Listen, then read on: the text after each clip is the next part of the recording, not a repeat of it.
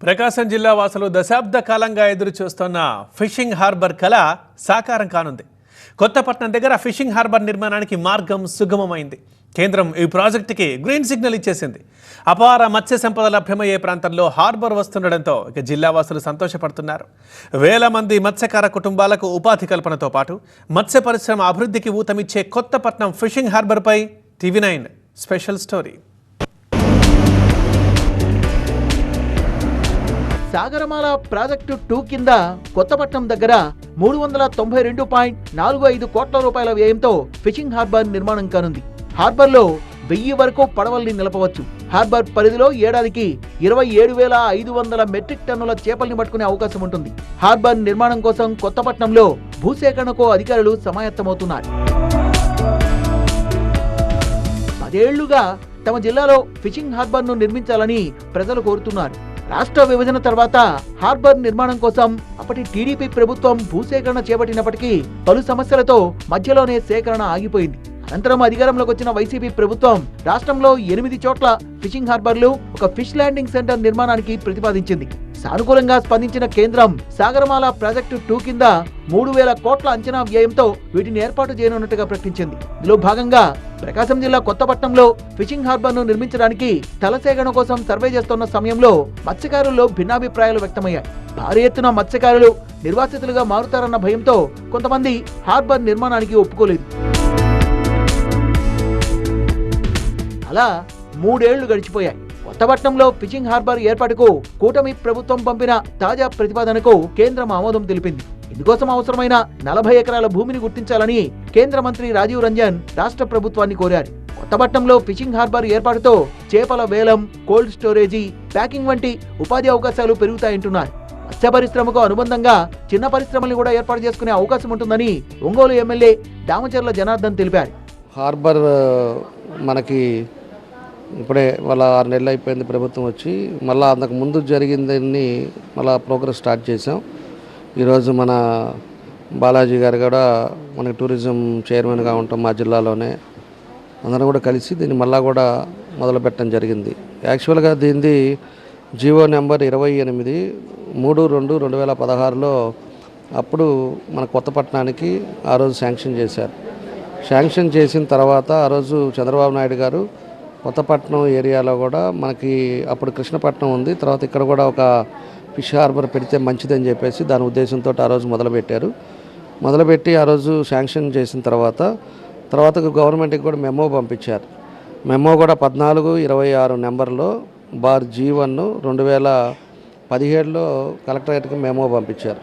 Memo పంపించిన తర్వాత అప్పుడుండే మన కలెక్టర్ గారు, ఆర్డీఓ ప్లస్ అదేవిధంగా జేడీ ఫిషరీస్ వీళ్ళందరూ కూడా కలిసి ఇన్స్పెక్ట్ చేసి ఎక్కడ పెడితే బాగుంటుంది, ఎక్కడ వీలవుతుంది అని చెప్పేసి అవంతా కూడా సీ కోస్ట్లో ఒకసారి చెక్ చేసుకున్నారు.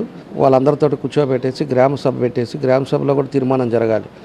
అవన్నీ పెట్టుకునే టయానికి గవర్నమెంట్ మారిన తర్వాత ఈ 5 ఏళ్ళు వాళ్ళు ఎవరు పట్టించుకోలేకపోవటం, ఆ తర్వాత మళ్ళీ లాస్ట్లో వచ్చినప్పుడు పాదర్తిలో పెడదామని కొంతమంది కొత్తపట్నంలో పెడదామని చెప్పేసి కొంతమంది కొన్ని ప్రపోజల్స్ కూడా చేశారు.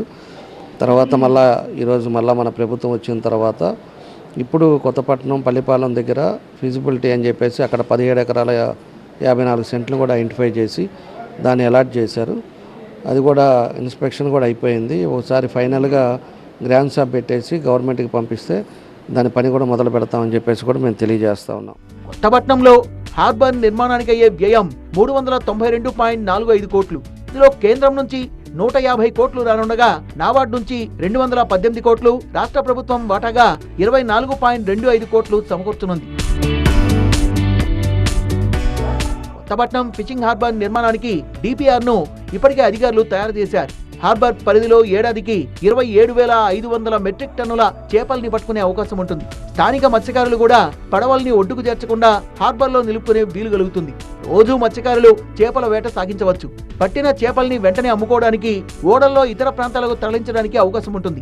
హార్బర్ నిర్మాణంతో తమ జీవితాలు బాగుపడతాయంటున్నారు మత్స్యకారులు. ఇప్పుడు సెంట్రల్ గవర్నమెంట్ వారు తప్పనిసరిగా కొత్తపట్నం మండలంలో హార్బర్ నిర్మించాలనేది వాళ్ళు కేటాయించేశారు ఎక్కడైతేమి. అందువల్ల మా స్థానికులు అందరం మాట్లాడుకుని ఎక్కడో కడితే మళ్ళీ మాకు ఇబ్బంది అని చెప్పి మా గ్రామం నేరే కొత్తపట్నం పల్లిపాలెం గ్రామం నేరే మా పంచాయతీ బోర్డర్ ఎంతవరకు అయితే ఉందో ఉత్తరం వైపు నుంచి దక్షిణ వైపు ఎంతవరకు వస్తే అంతవరకు ఊరి నేరే కట్టమని మేము కోరడం జరిగింది. అది అధికారులకు అందరికీ కూడా తెలియపరిచాము. అదేవిధంగా వాళ్ళు అదే సరేనని ఒప్పుకుని వెళ్ళారు.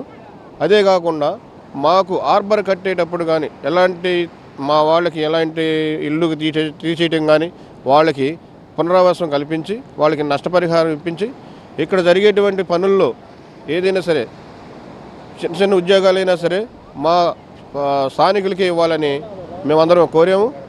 మీకే ఇస్తామని చెప్పి ఉన్నారు. అందువల్ల హార్బర్ కట్టడానికి ఎలాంటి ఇబ్బంది లేదని అందరూ కోరిక మీద మేము మన అధికారులు వచ్చినప్పుడు తెలియపరిచాం. ఇప్పటికే రాష్ట్రంలోని 5 ప్రాంతాల్లో ఫిషింగ్ హార్బర్లు నిర్మాణ దశలో ఉన్నాయి.